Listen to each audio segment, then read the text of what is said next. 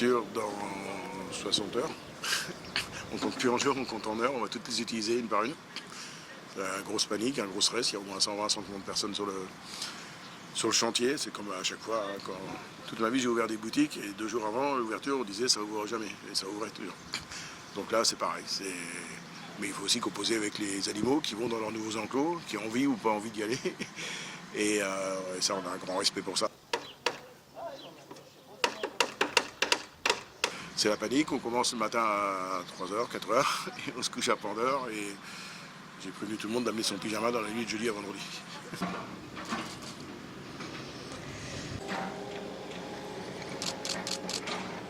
Pourquoi malgré tout on est juste à la bourre, c'est qu'on a relancé les travaux. Et puis chez nous on décide pas, on n'a pas un plan de collection d'animaux qu'on va avoir ou qu'on voudrait avoir.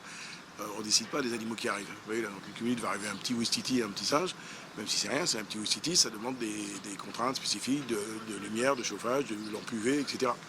C'est les animaux qui sont arrivés qui ont dicté les constructions. Donc on a continué à faire des enclos, continué à construire, on a continué le chantier parce que les animaux frappent à la porte, ça pousse. Et c'est pour ça qu'on finit les phases de chantier là.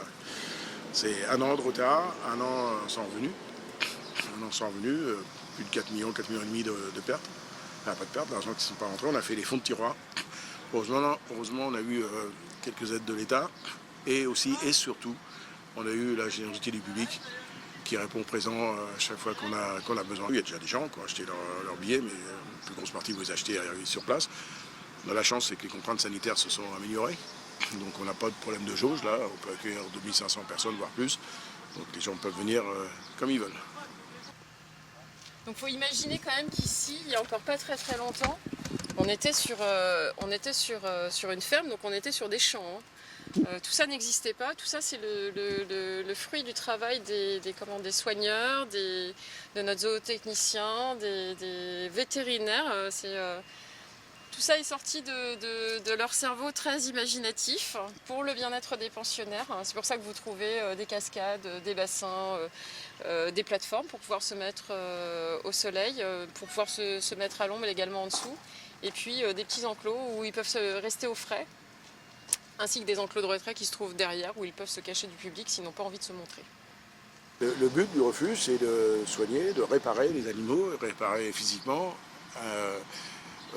moralement quand il y a besoin, administrativement, et de replacer ces animaux au maximum dans des endroits qu'on a choisis, qu'on a sélectionnés, où on sait qu'ils vont être bien. Vont rester chez nous quelques animaux les plus malades, ceux qui ont plus besoin de soins, qui ont besoin de nous, les plus moches, mais nous on les trouve les plus beaux. Et puis peut-être 1 ou 2 coups de cœur quand même, comme ma petite Cannelle là-bas, ou voilà, 1 ou 2 coups de cœur. De toute façon, Cannelle avec le caractère de cochon qu'elle a, elle voudrait voir personne. Donc les gens à chaque visite verront des animaux nouveaux. La prochaine étape, on a des grandes volières encore de laboratoire à terminer. Je pense que la prochaine étape, ça va être l'enclos et le bâtiment en girafe, parce qu'il y a un besoin énorme de sauvetage de girafes en France et en Europe.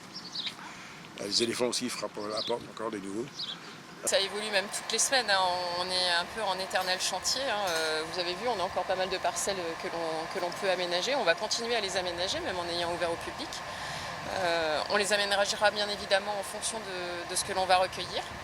On ne choisit pas les espèces que l'on accueille, on fait toujours en fonction des urgences que l'on règle et des situations auxquelles on est confronté.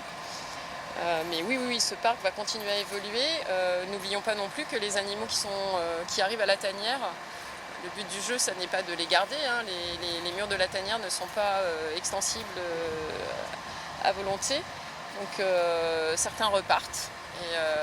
Et d'une année sur l'autre, les visiteurs qui viendront rendre une petite visite à nos pensionnaires pourront justement chaque année en découvrir de nouveaux et puis s'apercevoir que certains coups de cœur sont peut-être partis. Ça va quand même être une nouveauté, hein, d'avoir du public nombreux sur le site.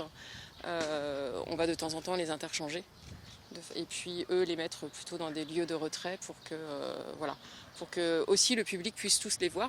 Et finalement, à chaque visite, ils verront peut-être des animaux différents. C'est ce qui fera aussi la différence avec d'autres parcs. Tous sont issus de sauvetage, bien évidemment.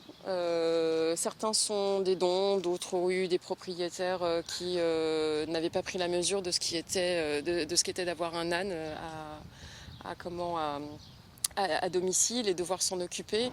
On a eu aussi quelques animaux qui sont arrivés chez nous parce que malades, d'autres qui sont arrivés chez nous parce que un âne, ça vit très vieux, hein, c'est un engagement de 40 ans environ. Donc certaines personnes sont décédées et les héritiers n'ont pas pu les conserver. Donc là, vous avez nos deux pensionnaires. Celui qui se dirige vers nous, donc c'est Rajendra, celui qui n'a qu'une défense. Donc Rajendra voilà, est arrivé dans le cadre du programme européen. C'est le deuxième à être arrivé chez nous donc en septembre dernier. Il a fêté ses 10 ans il n'y a pas très longtemps à la tanière. Derrière, vous avez le plus jeune, Sonai, qui a 6 ans. Lui nous vient des Pays-Bas, de Rotterdam.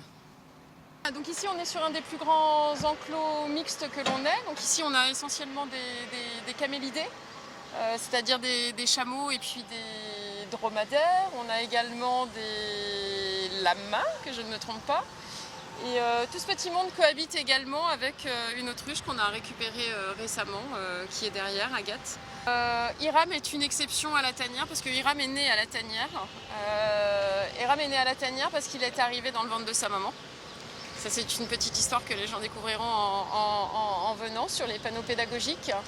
Et donc concernant sa maman, c'est une retraite du monde du spectacle. Furax, c'est une autre histoire. Furax a été abandonné dans une décharge municipale où la cohabitation avec les employés municipaux n'était pas tout à fait bonne. On pense qu'il avait peur en fait des gilets oranges que portaient justement les employés municipaux, ce qui le rendait relativement furax, d'où son surnom. Mais voilà, il vient nous rendre une petite visite. Il est beaucoup plus apaisé hein, depuis qu'il est ici. Et puis en tous les cas ici, au lieu d'être au milieu des détritus, il est avec des congénères et c'est quand même beaucoup plus sympathique. Il y a bien évidemment les vocalises, hein, les sons, les grognements, les vocalises, mais il y a aussi beaucoup les expressions du visage et les expressions corporelles. Donc ne pas les fixer dans les yeux, ne pas les montrer du doigt, c'est ce que l'on dira aux visiteurs. Et de la même manière, ne pas leur sourire, puisque eux ne prennent pas ça pour un sourire, hein, on leur montre les dents, c'est un signe d'agression. Voilà, pour préserver leur bien-être, on demandera aux gens de faire attention à ça. Dans un premier temps, quand il y aura les masques, en tous les cas, le sourire, ce sera facile à cacher. On aurait naturellement envie de leur sourire parce qu'ils sont mignons, mais c'est plutôt à éviter pour leur bien-être en vérité. La particularité de cet enclos, c'est qu'ils vont sûrement rentrer au contact aussi de Fitou, qui est une chèvre, et de Cracotte, qui est une brebis, qui tous les deux n'ont que 3 pattes. Donc la tanière, c'est aussi ça, c'est des sauvetages. Un animal, c'est pas parce qu'il avait 3 pattes qu'il ne peut pas vivre, au contraire. Nous, on en prend soin ici, et croyez-moi, ils sont heureux.